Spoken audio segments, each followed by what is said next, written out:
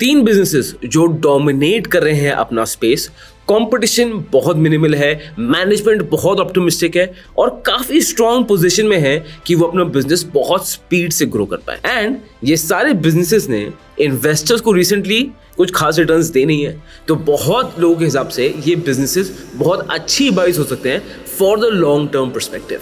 अब अच्छी बाइज हैं या नहीं है वो तो देखो आप खुद डिसाइड करोगे। मेरा काम है आपको डिटेल डेटा देना, हर चीज जो मैं बोल रहा हूँ उसके लिंक्स नीचे डिस्क्रिप्शन आपको मिल जाएंगे। वीडियो लंबी होगी तो या तो आप टाइम स्टैम्प्स में जाके देख सकते हैं, वरना वीडियो को 1.5x में देख सकते हैं। तो शुरू करते हैं सर, 3 बिजनेस कौन से है वो?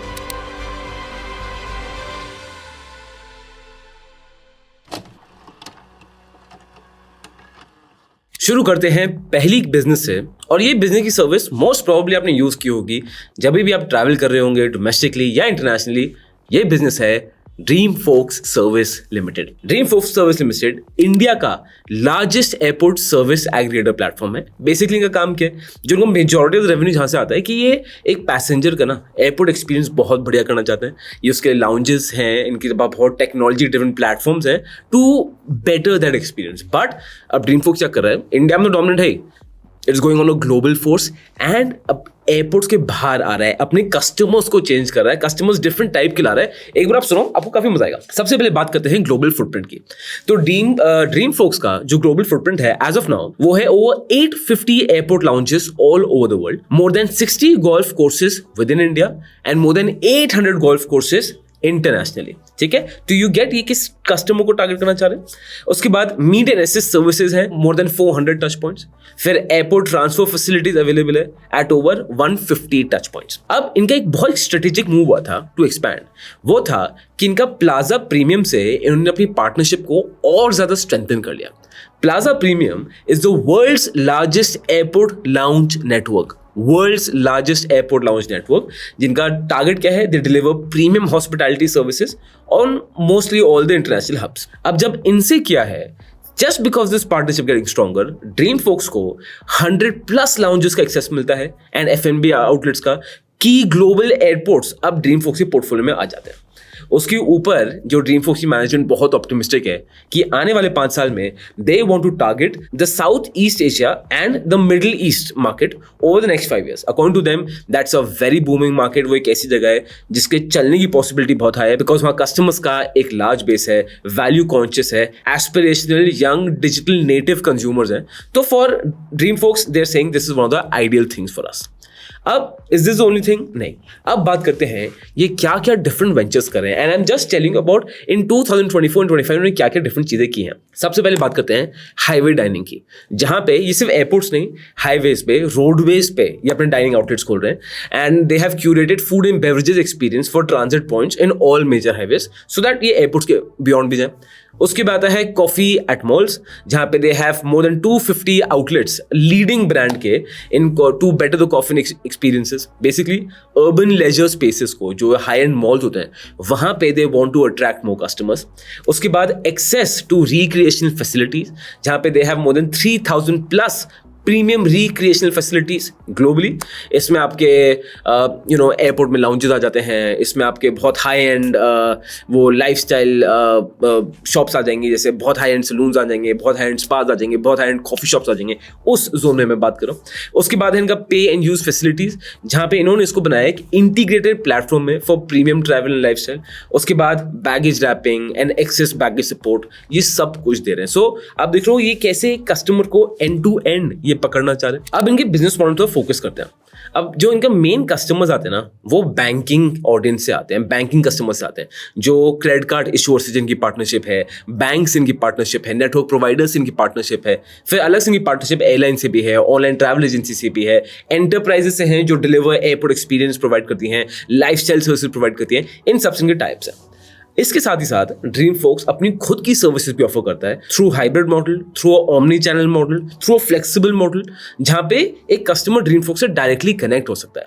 जैसे कि इनका ड्रीम फोक्स कार्ड है, इनके सेल्फ चेक इन कियोस्क हैं, फिर इशूअर्स ऐप और फिजिकल कार्ड है, देन इशूअर्स वेबसाइट है, वेब चेक इन पोर्टल्स है, ऑल दी सर्विसेज। अब majority of the client base वो किससे आ रहा है? थ्रू बैंक और through credit card company.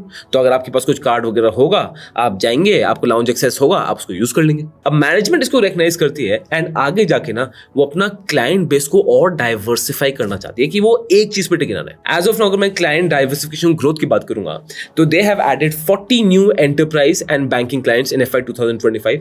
They are expanding into non-banking enterprise clients.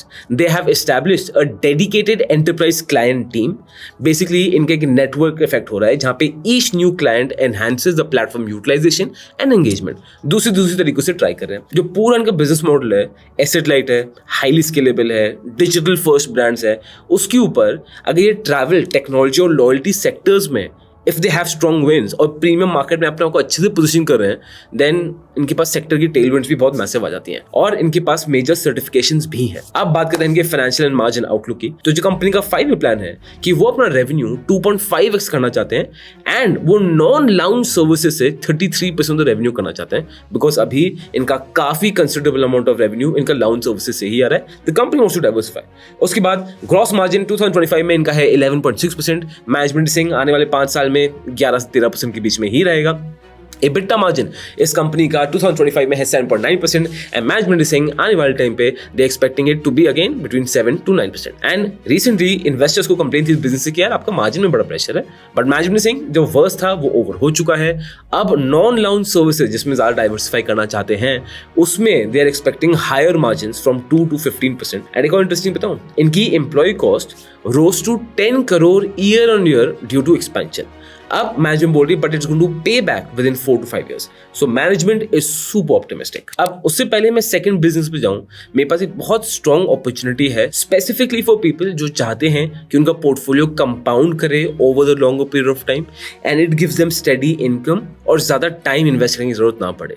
तो अगर आप इस कैटेगरी में फॉलो करते हैं मुझे 1 मिनट दीजिए, अगर आप फॉलो नहीं करते तो थोड़ा स्क्रीन में डबल टैप करके अथवा फास्ट फॉरवर्ड करके आप सीधा सेकंड बिजनेस में आ जाइए। बेसिकली आदित्य और मैं दोनों इस मास्टर क्लास पे आएंगे जहां पे हम आपको बताएंगे वो क्या 7 चीजें हैं जो आपको फिक्स करनी है फॉर 2026 सो दैट आप फोकस कर पाए लॉन्ग टर्म कंपाउंडिंग में, आपको एक स्टेडी इनकम बन पाए through dividends and it will take time.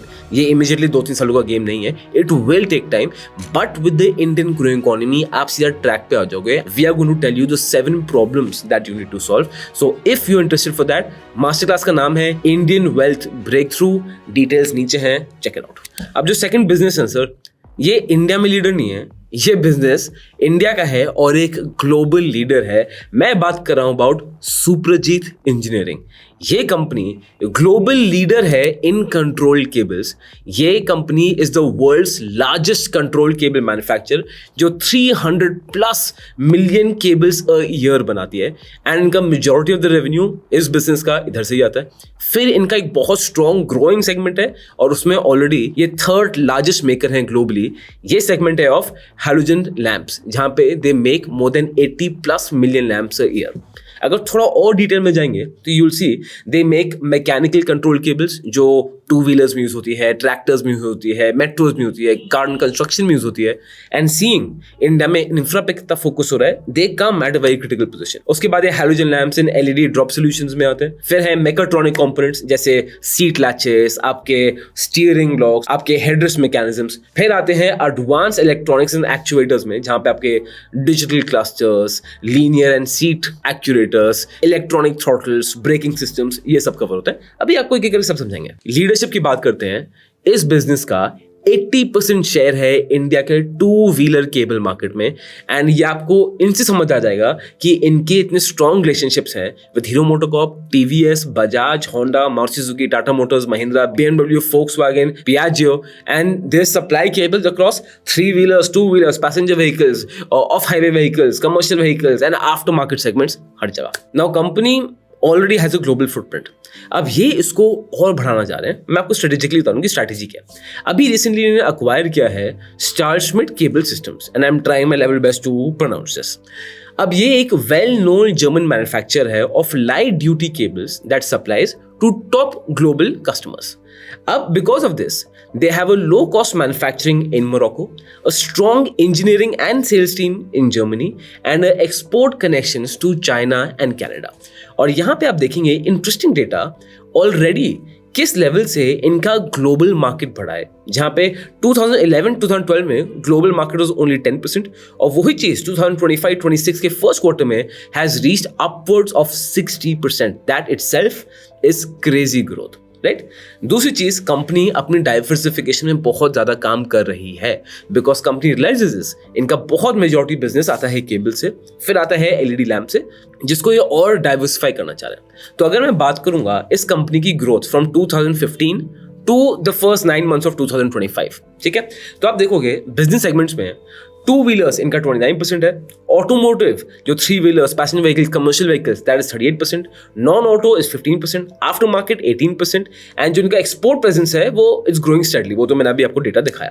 उसके बाद की एक्विजिशंस की बात करते हैं. इन्होंने ये सारी एक्विजिशंस की हैं to make their business stronger. Product portfolio expansion की बात करेंगे. They are coming into electromagnetic actuators, electronic speedometers, combined braking systems and braking shoes.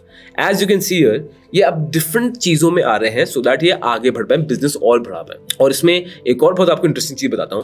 They are positioning themselves for the EV transition. They are saying जो हमारे products हैं, cables हैं, वो EV market के लिए ऑलरेडी ट्यून है. EV से उनकी डिमांड कम नहीं होगी. And they are making more products for EV tuned vehicles. जैसे they are making E-twist throttle for e-scooters. उसके बाद digital instrument clusters and sensors बना रहे हैं. उसके बाद linear seat actuators बन रहे हैं.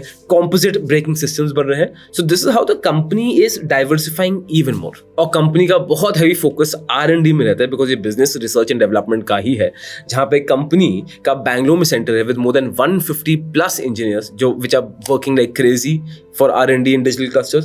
उसके बाद they collaborate with engineers in India, Germany, UK and Hungary and they are focusing on system level solutions जहाँ पे ये नए innovations को बहुत ज़्यादा वेलकम करते हैं. So that is a good culture to have. उसके बाद देखेंगे कंपनी का आने वाले 5 साल में टारगेट क्या है. They want to outperform the global industry growth by 5-10%, maintaining double-digit margins. Major जो इनका इस कंपनी ग्रोथ ड्राइवर्स हैं वो है ग्लोबल एक्सपेंशन हो रही है थ्रू एक्विजिशंस. उसके बाद ईवी कंपैटिबल प्रोडक्ट्स ये ऑलरेडी बना रहे हैं, अब अपना पोर्टफोलियो में और बढ़ाना चाहते हैं. डाइवर्सिफाइड ये प्रोडक्ट रेंज करना चाह रहे हैं, अपना क्लाइंट पोर्टफोलियो और डाइवर्सिफाई करना चाह रहे हैं. एंड एक्सपोर्ट में इनकी बहुत स्ट्रॉन्ग प्रेजेंस है. अब आ जाते हैं थर्ड बिजनेस में, और ये बिजनेस एक इंडस्ट्री में है, बट इस इंडस्ट्री का बिजनेस कभी कम नहीं होने वाला, फॉर्चुनेटली और अनफॉर्चुनेटली. मैं बात कर रहा हूं अबाउट द लिकर इंडस्ट्री, और इस इंडस्ट्री का मोनोपोली स्टॉक की मैं बात कर रहा हूं, आपको पता है, मोस्ट ऑफ आप गेस कर चुके हैं. मैं बात कर रहा हूं अबाउट सूला विनयार्ड्स. इस बिजनेस के 2 मेजर धंधे हैं. सबसे पहला, they are the India's largest wine producer and seller, जहां पे they have 60% share in the premium and elite wine segment. एक साल के अंदर they produce more than 1 million cases, which is crazy. इनके पोर्टफोलियो में 60 से ज्यादा ब्रांड्स हैं. कुछ लेबल्स जो पॉपुलर हैं जैसे रासा, डिंडूरी एंड सूरत ऑफ कोर्स है, फिर द सोर्स, संटूरी, Madera, all these brands have been very popular for them. अब दूसरा जो उनका बिजनेस सेगमेंट आता है वो है वाइन टूरिज्म का. यहाँ पे they have 5 state of the art wineries जो बोलते हैं इंटरनेशनल लेवल पर हैं. 2800+ एकर्स इनके पास वो वाइनरीज फैली हुई हैं, जहां पे more than 330,000 visitors come every single year. अब मैं आपको कुछ इंटरेस्टिंग फैक्ट्स बताता हूँ. अर्बन स्पेंडिंग काफी कम हो गई है, बट डिस्पाइट दैट इनका हाईएस्ट एवर रेवेन्यू आया है ऑफ 619.4 करोड़ इन 2025. उसके बाद इनका ऑपरेटिंग प्रॉफिट मार्जिन तगड़ा रहा है और मेंटेन रहा है 24%, which is 24% operating profit margin is quite good. उसके बाद इनकी खुद की जो ब्रांड्स हैं they have increase by 2.2% year on year, काफी स्ट्रॉन्ग दिखा है. एंड दे इनकी स्ट्रैटेजी मैनेजमेंट की हमेशा यही रही थी that they want to keep developing their own brands, और अपनी ब्रांड्स को ही ज्यादा बढ़ाना चाहते हैं, अपनी ब्रांड्स का मार्केट शेयर ये और बढ़ाना चाहते हैं. जो इनकी प्रीमियम एंड एलीट वाइन्स हैं it has also increase by 4.8% year on year, but आज भी इनका premium and elite wines is 77% of the total sales. So yeah, and अगर मैं टॉप परफॉर्मिंग लेबल्स की बात करूंगा तो if you see the labels like Rasa and the source, they have both recorded double digit growth, which again is very interesting. अब wine tourism की बात करते हैं. रेवेन्यू इनका था 2025 में 60.3 करोड़ का, जो 10% ऊपर चढ़ा ईयर ऑन ईयर. इनका 5 year CAGR is 35%. It's quite good. उसके बाद ग्रोथ ड्राइवर्स की बात करेंगे, एक तो हाई ऑक्यूपेंसी इनका रेट है, ठीक है, टूरिज्म पे लोग खर्चा कर रहे हैं, स्पेंडिंग पावर लोगों की बहुत बढ़ी है। सूला फेस्ट 2025 में there were more than 10,000 plus attendees, वो बहुत पॉपुलर हो रहा है in the urban culture. And जो उनकी स्ट्रॉन्ग परफॉर्मेंस रही है वो उनकी रिजॉर्ट्स की, रेस्टोरेंट्स की, the experience they have to offer is what I've heard at least is international standard. And 2026 में यहीं पे इनके और इंटरेस्टिंग प्रोजेक्ट्स आ रहे हैं, जहां पे ये 30 की रिजॉर्ट एट यॉर्क नासिक में शुरू कर रहे हैं, जो लेक व्यू होगा वेडिंग्स के लिए, कॉर्पोरेट इवेंट्स के लिए। उसके बाद ये डोमाइन 16 रूम्स बना रहे हैं कर्नाटका में, जो नए टेस्टी रूम्स होंगे, बेसिकली रेस्टोरेंट्स जो ज्यादा अपग्रेड और ज्यादा अपस्केल होंगे, ज्यादा प्रीमियम मार्केट को टारगेट करेंगे। उसके बाद डिंडूरी का टेस्टिंग रूम बन रहा है नियर गुजरात बॉर्डर, गुजरात में तो ऑफ कोर्स नहीं बन सकता है, एंड अगेन एक प्रीमियम वाइन एक्सपीरियंस हब के लिए। एंड ये ब्रांड एक चीज में जो अच्छी है ना, वो है कस्टमर एंगेजमेंट में। आप देखेंगे एक तो सूला फेस्ट 2025 10,000 से ज्यादा लोग आए थे, which again is fantastic, lifestyle brand की तरफ जा रहा है, ठीक है। They have conducted more than 2.5 lakhs wine testings, एक वाइन कल्चर इंडिया में जो ऑलरेडी स्प्रेड हो रहा है उसको ये स्प्रेड करने में और हेल्प कर रहे हैं। उसके बाद they have partner with IndiGo airlines की प्रीमियम कैंड वाइन्स वहां पे सर्व कर सकते हैं। They have launched promotions, gift packs, festival combos. They keep on attracting younger audience by these new things what Gen Z is like. So brand वैसे customer से engage अच्छा कर पा रही है, मतलब it's a cool brand to be around with. अब बात करते हैं आने वाले 3 साल के लिए टिल 2028 मैनेजमेंट के क्या क्या टारगेट्स हैं।